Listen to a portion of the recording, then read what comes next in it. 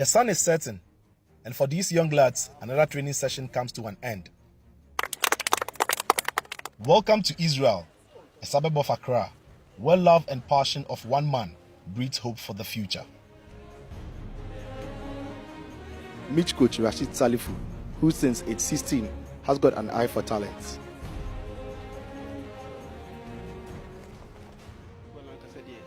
I started forming a football team in 1999. It started as a normal community team that played games with bets on them. There were these young kids living around my house. They were talented, so I picked 3 of them.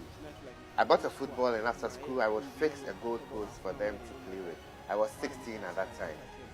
At some point, I started arranging football matches with other communities every weekend. Then gradually, a lot of kids started joining me. In the beginning, I wasn't coming anyone. We only played football. The kids came from their homes for training. Our performances got better and better, and a lot of academies, like Right to Dream Academy and Wafa, started picking players from here. So a lot of these kids wanted to play in my team because it gave them several opportunities. I started receiving calls from outside Accra. People wanted their kids to come and train here. But I had no accommodation for them.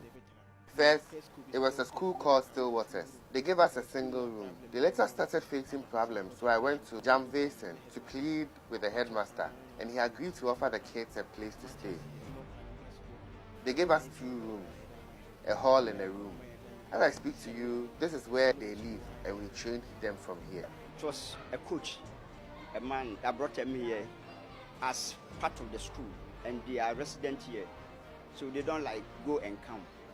They are boarders here, and this is where they have their home and everything.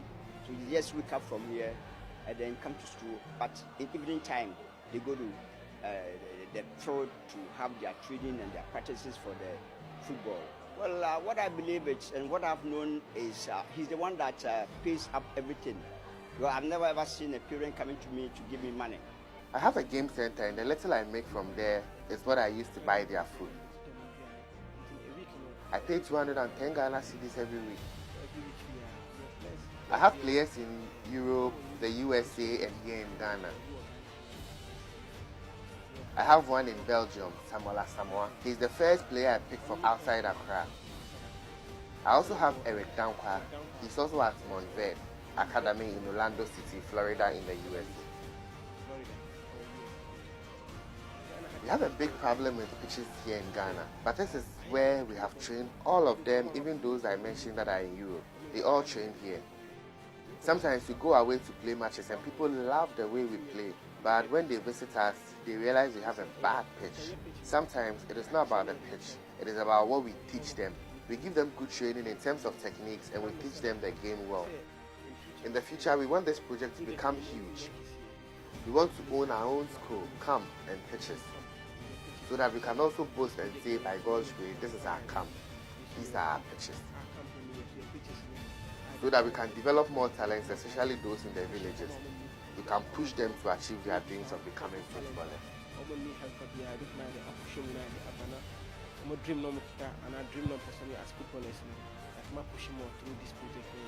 Somewhere last year, I had some difficult times, especially getting to the end of the academic term. On some days, I had to go around the area to get food on credit. It was difficult.